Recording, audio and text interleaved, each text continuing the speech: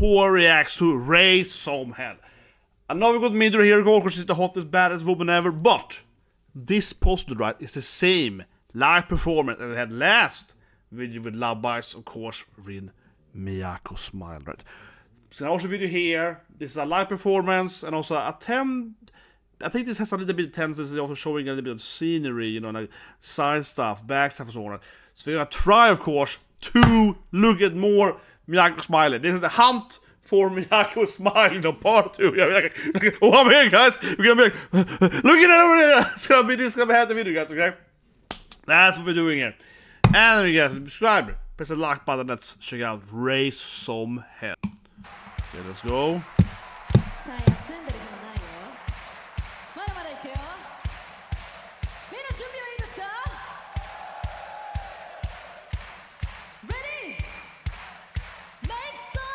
Make some noise. Okay. Is it put out before it starts here? As I said before, right? Asami is a very good hype woman. I think she's really good at that. I think it is something that is under appreciated, I think, right? When you look at live performance. Like I said a few weeks ago, I was at Flow, right? You know, like more or less my favorite Japanese band. Are freaking amazing. I'm sorry. I mean, I like live too, but there's no Flow, okay? You know how much I love Flow. And obviously, both the singers in Flow are very, very hype man, right? But I was really surprised by the guitarist coming out there. He was really excited in the beginning.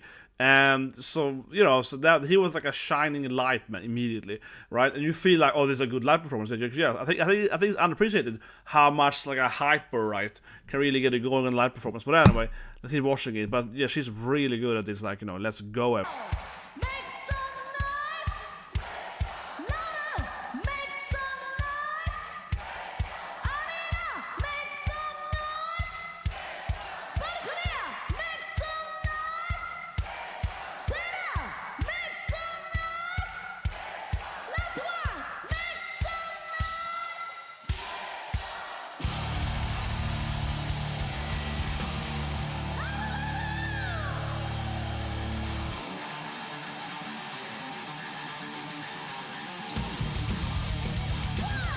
I have to be like a way. She's smiling.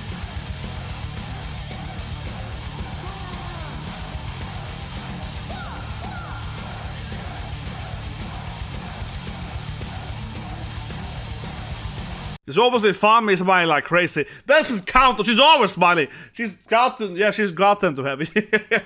No, yeah, she's super smiling, but you know, she's always just super adorably happy, right? Being purpose, right? Yeah, it's not, yeah, but we gotta try to find some Miyako smiling, okay? Honestly, though, I think she's smiling here. So I possibly, I think she is smiling here, though. I can see it there. I can see it there, man. It's a little blurry, but I think we can see it there. And also, raise the volume a bit. It was loader. There we go. Raise the volume. Let's go.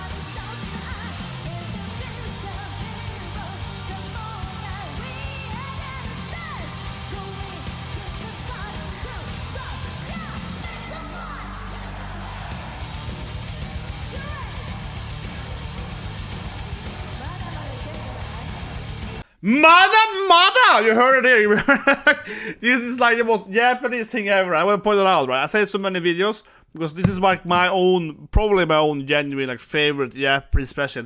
Is of course MADA, right? Especially if it's something like Black Clover. Us says a lot. But this is a super common like anime shonen thing, right? And it happens most of too. For example, in the Bleach live action. Okay, of course I've seen the Bleach live action, guys, right? In the Bleach live action, Ichigo, when it's about to die, right, against Renji in the first live action movie, when he's lying down on the ground, he grabs his katana, right? He's like, MADA!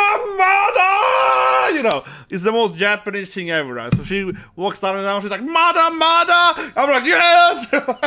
This is the most basic Japanese hype thing ever. Like, yes, MADA, MADA! You know, do you into that feeling, right? You're like, yes, MADA, MADA!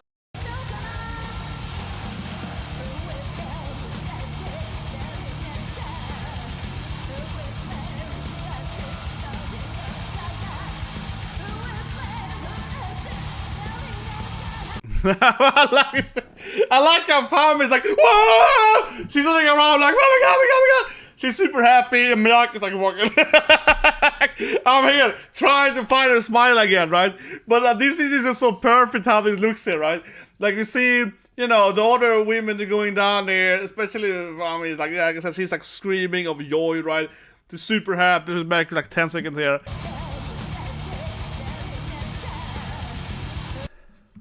Look at that smile, right? She's super happy. She's so excited. She's like, yes, I'm tired. You know, she's doing this thing, but it's almost this is why Miyako is lovable too, right? Because everyone else is so happy, especially if I'm here. And then we see the next scene. And then you see like Miyako is like walking away from the people in the darkest scene.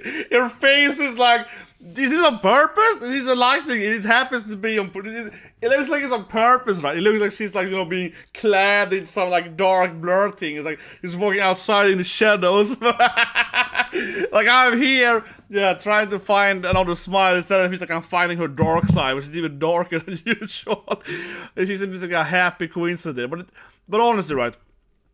I said before too, but I just love this juxtapositioning, you know what I mean? This is why it works so well too, right? Her being like this badass, cute as a cucumber ice queen, right? The way it works so well. And I always like the whole, you know, red Oni, blue Oni. I always keep referring back to that, right? It's very Japanese. It's a very Japanese, you know, storytelling, right? It's a very Japanese, like, conceptual thing, you know. We have one red Oni, she's aggressive, she's, you know, whatever, so one opposite Midori. Yeah, then you have the ice cold Oni, right? The calm, collected Oni, which is Miyako, right? And it's a very common thing in Japanese storytelling, you know, video games, anime, whatever. Across music and a pop culture thing, you tend to have, you know, two characters, right, in a party, you know, like Lord of the Rings kind of thing, yeah. Two characters, one is hot, one is cold, right? You know what I mean? Very much so, right? You see it in Power Rangers, you know, Sentai, so, you know, red leader, blue Sailor Moon, of course, you know, red one, Reze, more aggressive, right? Blue Mercury, she's smart, you know. It's super common, right? It's so incredibly ingrained in Japanese culture. So I don't know, but I really love seeing this in a musical thing, right?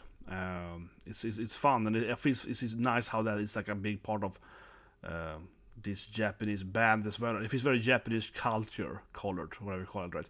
But yeah, this is what I mean here. This angle here is so perfect because it is Miyako. She's moving away, right? It is blue light hitting her. It's blue Oni, man. This is what I mean, okay? Long point, but my point is that, yeah, look at her. This is blue Oni, right?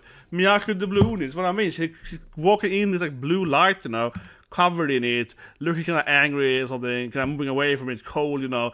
Everyone else is running behind her, being like, wow! She's like, you know. This is like the ultimate blue Oni me. I love it.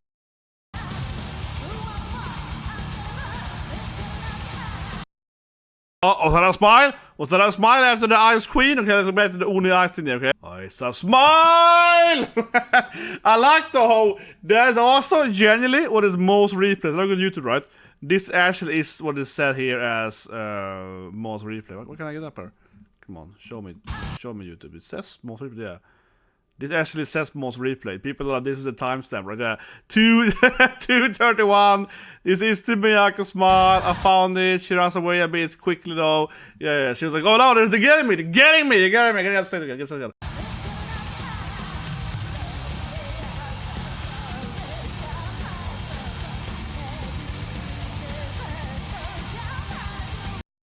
I mean, we can't see your smile there, right? We only see your neck. But I'm an expert on smile, guys, and also, of course, on LOVEBITES. So I can see how her neck is moving there, right? She's clearly smiling. No, but in all seriousness, yeah, they look like she was probably moving her face, right? Giving how the neck was moving there a little bit, genuinely. I think she actually was smiling there, even though we can't see it.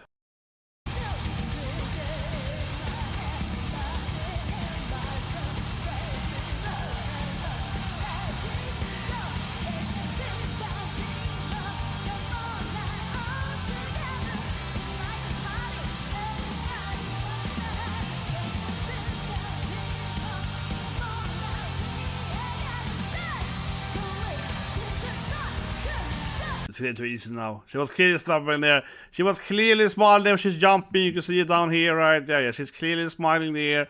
But this is when she does the jumping. She's clearly smiling.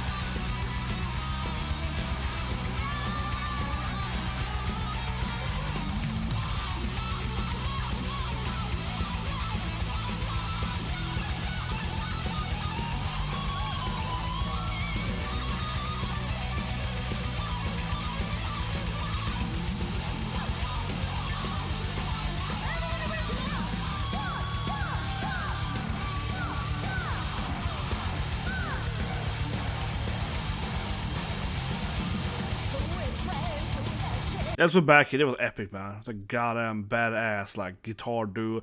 I guess I would call it duel, but whatever, right, whatever we call it. But yeah, I love how that Midori runs up the right, and she started doing her like a solo. With all the girls still down there on the platform kind of thing. She's like, yeah, and then, of course, because it was really good. Watch it. Yeah, like she's here, right? With the Asami still down there. Yeah, now she runs up there, like, yeah. Yes, yes.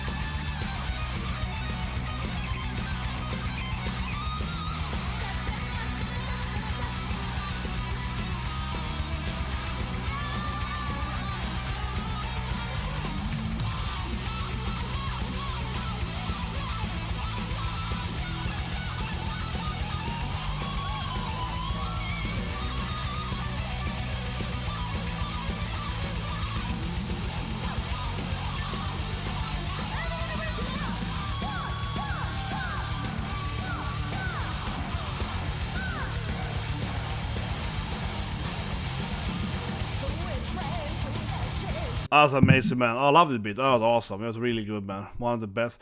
But yeah, but this is different too, I think, than some of the other live performers, because some of them sit running down there with the crowd, right? Yeah, this is super hype, man. Jesus Christ, but let's keep going.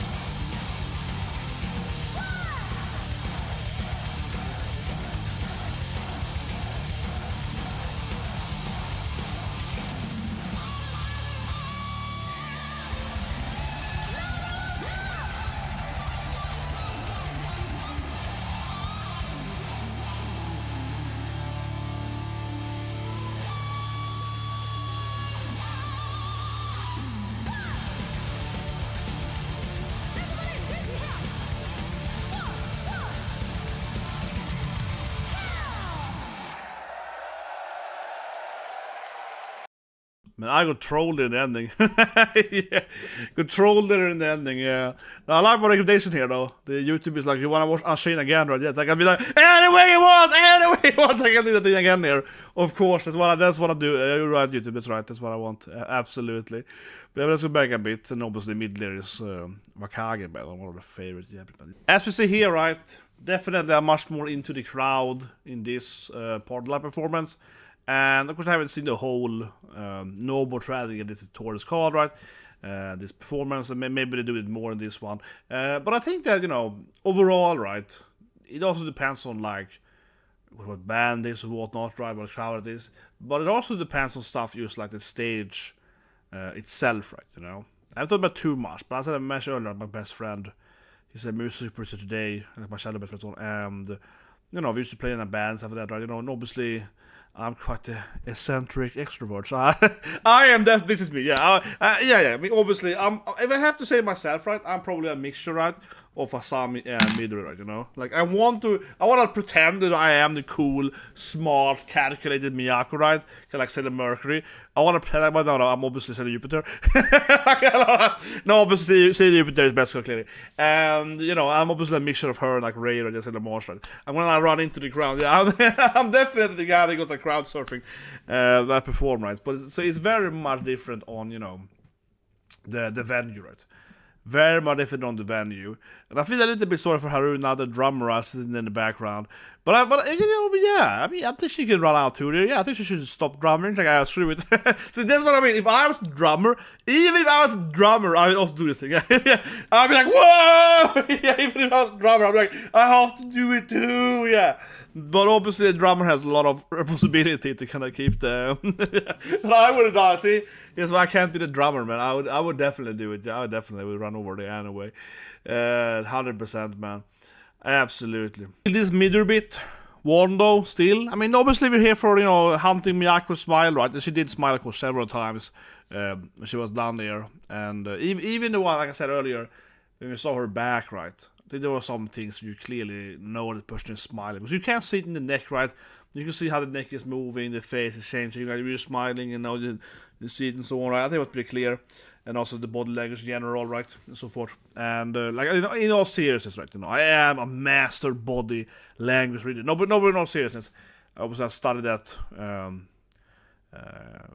know, at the university, right? I actually studied like body language, so on. I think it's pretty easy to see if someone is smiling, even if in the back and so on, honestly. You know, in all seriousness. But still though, right, I think this Midori bit here was the highlight. It felt so perfect here. You know, after they're running around there, after you get out of the crowd, right, do all this like audience crowd thing. It's all badass, it's cool, it's fun, right, it's very hype.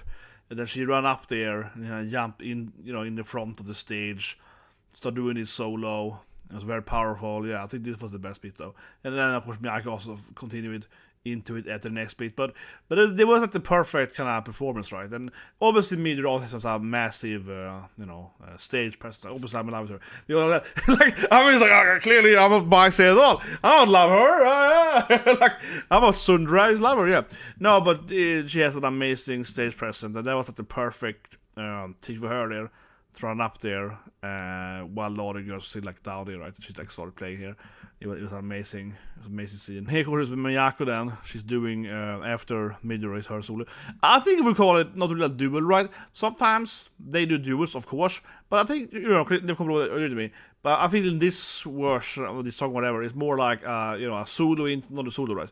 Yeah. Which feels different, right? Because a duel for me is kind of like, you know, I go, you go, I go, you go, I go, you go, right? This felt a little bit like that after a while, but this I would say this is more like, you know, I get a solo, you get a solo, right? A little bit more of that, yeah. It's more like here's Midori, half a minute, here's Miyako, whatever kind of, yeah. I felt that was a little more in that sense, right? I feel that duel has to be a little bit more back and forth, even though slight back and forth here. But I digress. What I wanted to put it here actually is what I said in the last video about this live performance with Unchained, right? Is how the direction here is just spot on again, yeah. The direction of this live is really well done. Like I said earlier, I think LOVEBITES, all the lives are, you know, on the channel are, you know, well directed, right? They're well produced or whatnot, whatever you call it. But I think this one here, especially this whole No More Tragedy, has like amazing direction, yeah. It's really well done. It's really well done with the camera angles, it's zooming out between people, how much light they're giving each person and so forth, right? Like I said in the last video. And this also, right, you know, this is really great here. So you see Midori doing her solo, then it goes to Miyako, and it has really cool angle, right, on her guitar, of course, and you see her fingers moving somewhere, right? So they're really capturing that. I think it's really well done. It reminds me a little bit of, for example, Rock Lady, with the anime last early this year, which of course the bandmade was the mocked, what's called mock-up suit, mock-up on the bandmade members. That's how they got the figure there, right? But something that anime did fairly well then, right? That might be harder, of course, to do in real life is that, okay, so first of all, they're capturing the performance, right, you know, and then they're making that into CGI, right, you know, so computer, whatever. But the thing is that gives you this kind of angles, right?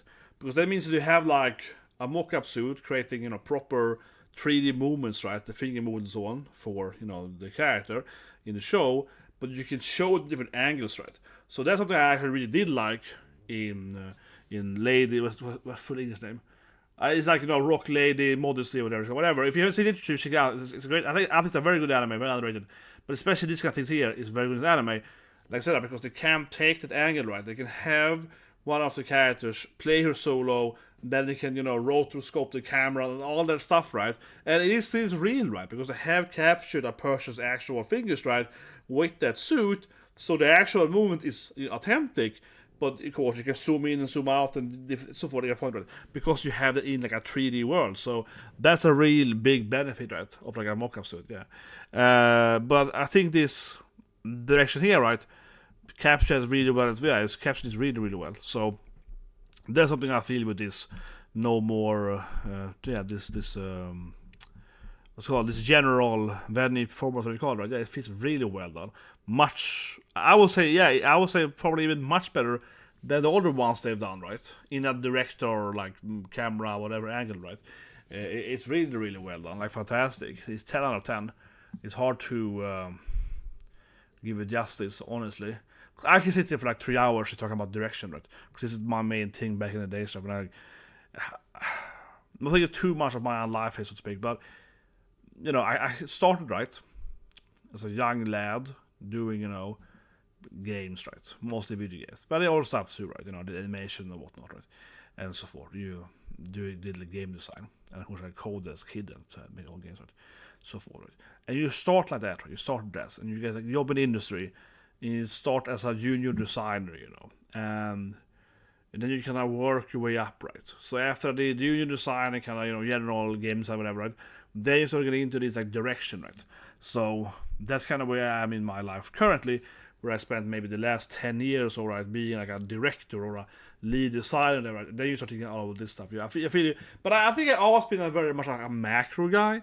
I have this tendency, especially with the games, that I'm either incredibly micro, right, on this like very, very specific like game mechanic, like the mathematics, right, of like this is the trade chart thing, you know, very, very deep down that, right? Usually don't balance designing video games, right? Combat design, or I'm very much this like bigger picture macro guy. So my brain is really, really wired, I feel, currently, and then maybe at age, you know, I'm an old man kind of thing. But I think it is, right, because the way you work your way up the ladder, right, you start getting these more and more roles, and now my brain is always thinking about this stuff, you know, like how do I do this thing combine, how do I change the angle, how do I combine these two things, right? And I think it also is the more you work, right, the higher up you get, so to speak, in this kind of entertainment collaborate thing, right? The higher up you get, it's not so much what can I do, you know what I mean? It's more like, okay, I have 20 people doing this creative stuff, right, in this team, and it's more like what is their strength and their weakness, and I have to bring them all forward, right? So you're thinking much more like, okay, she's good at that, he's good at that, and you're thinking, you combine them, right? It's much more like building your party, right, than actually being in the party. Yeah, that's the way it works, right? The older you get in this kind of creative work, right, you go from being a party member to basically, and then you be the party leader, and then you stop being the party leader, you're more like the party manager, right? Yeah, you're outside the party being like, yeah, we should probably hire this person. That's where I actually had it this morning. Yeah, this morning I had that thing. Some guy walked by my office. He was going to talk to the guy in the office next to me, but he was doing some drills. So, and it was just like some weird thing about some, what's it called, thesis student, okay? like, you know, free internship kind of thing, right? So we're gonna have, basically we're gonna take in, you know, like, I don't know, probably 20 new interns after Christmas, right? And there was some like, oh no, but this guy has this thing, so we can't whatever. So they did that kind of stuff, right? Then I have to have a meeting about, oh, we're gonna have this intern, and one of the interns might have a conviction. Should we still hire them? You know, I'm on that level of management now, right? It's like, yes, I care about this stuff. I'm on that level, right? Yeah, I'm on that level right now, and it's like someone comes to me and say, yeah, this guy want to hire this person, but we check their, you know, their criminal record or something, or they have this thing. It actually was more undifused, okay? I can't do it here. But the point was that it's even more complicated, because it's not that the person actually was convicted. It was more like, we think this person is this, but we don't have a proof, blah, blah, blah, blah, point. So I was sitting there being like, what is your judge for this thing? I'm like, oh god, I'm a grown up now. And I was being like, yes, this is how it is now when I'm a grown up. And just, the last point, guys, wish me luck, because just a few weeks ago, I actually applied for my current boss, his job, right? Because he got a promotion to a new positioning, where he's gonna be like even higher up, like the second highest position you can have in the whole thing. So I applied for his job, right? Which would make me then the new, he used to be second highest, and then the new, so I would be like the third rank then, to speak, from the top then. If I get there, wish me luck, guys. But then, obviously, as I know, so even more of this stuff, I'm gonna have to have, you know, like, if I get the job, then I have like many people under me, and I have to put their the salaries and all this stuff, you know. I have to have salary meets everyone, so it's gonna be a lot of that, yeah. And I know, but that's how it is, unfortunately, right? But it is a little bit, I mean, here, right? You're moving away, you're moving so much away from actually creating stuff, right? Because it's more and more about, okay, I have to manage more and more people, and I have to manage people, and I have to put the salaries, and I have to hire people. I really hire people, but you have to even more, you know, be really deciding on that stuff too, right? So you're getting up in that. See, I feel old now. What are you reading for? I feel old now. But I don't know if it's the video.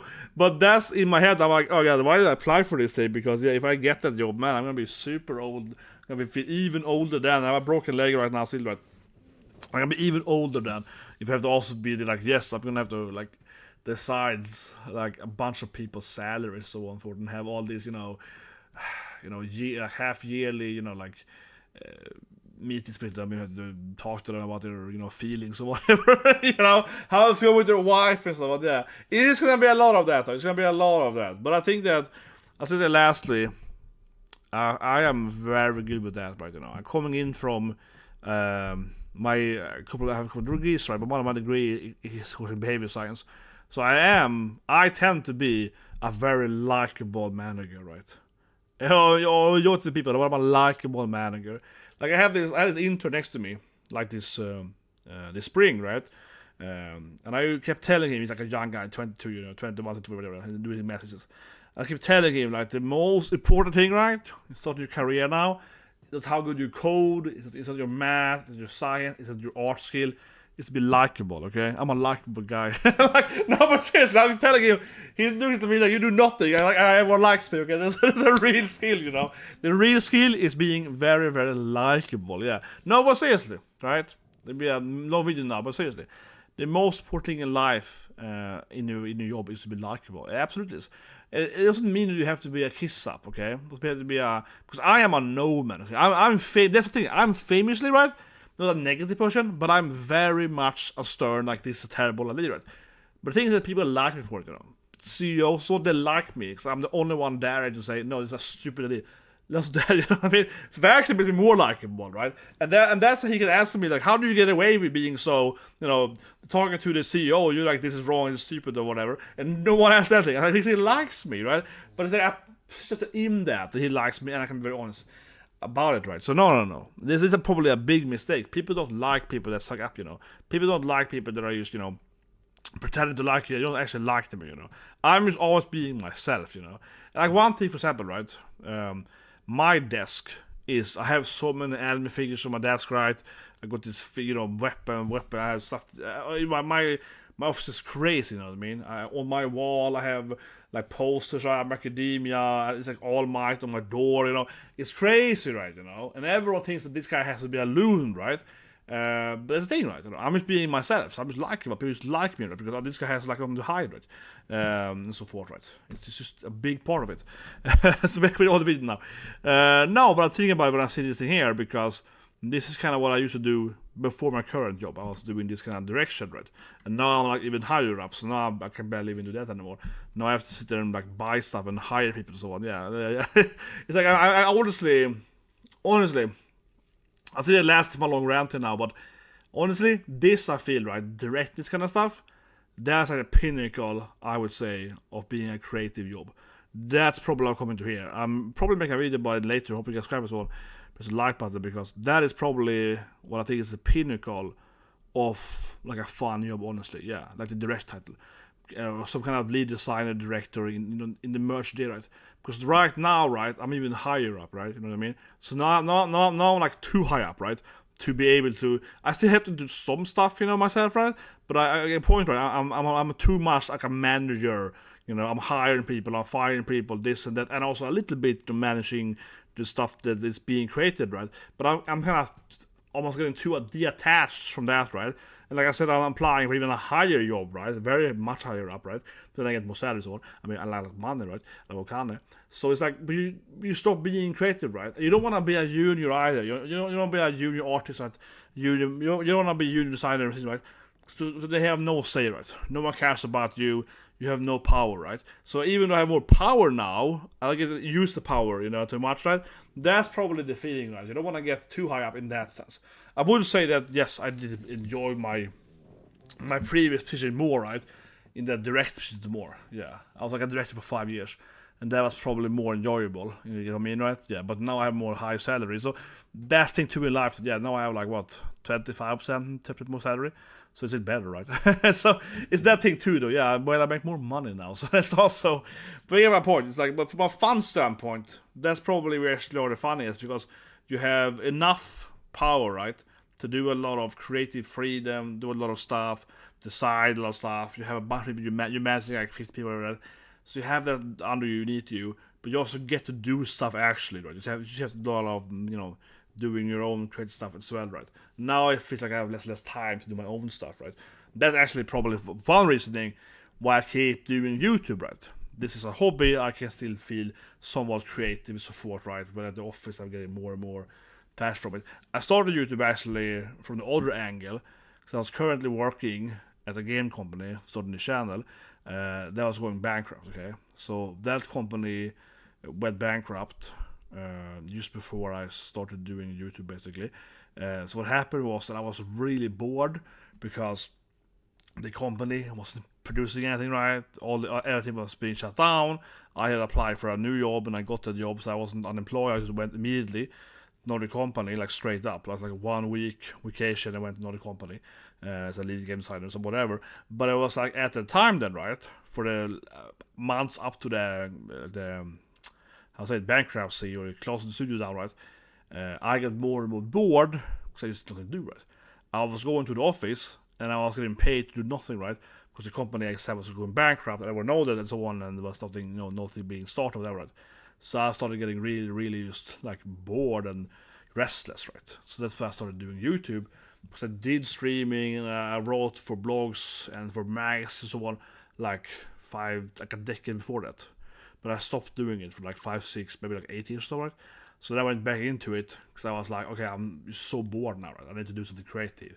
I need to do videos or something, or write reviews, or do something else, animate or whatever. Yeah, so that's how I started right again, because I was so incredibly bored at that time, right? I was like, my God, I felt I got nothing out of it, you know, going to work, right?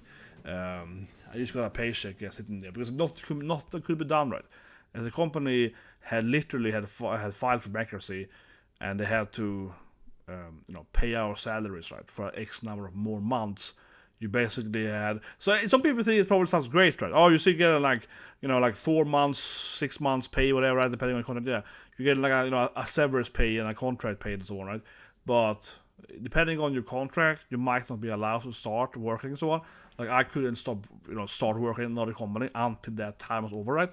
So you basically positioning like, oh, I have like free salary for like X number of months, but I can't actually work or whatever, right? The whole being like Yeah, and before, so a few months at the company was to that, right? And then I was like 2-3 months at home, is being like, yeah, like you just want to work, and you're like, oh god, it's getting super boring, right?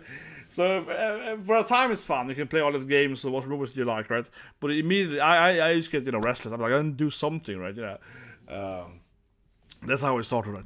But anyway, guys, long in the ending here. If you're still here, I appreciate you guys hearing my life rantals. I tend to keep saying it, right? I would love to have a channel. I have another channel for that matter, but I would love to have another channel, so to speak, where I just did this stuff. I know no one watch it, but I mean, I think I could be like a life coach kind of guy. So talk about memories or whatever, right? Something like that. Anyway, appreciate you guys. You can have a great day.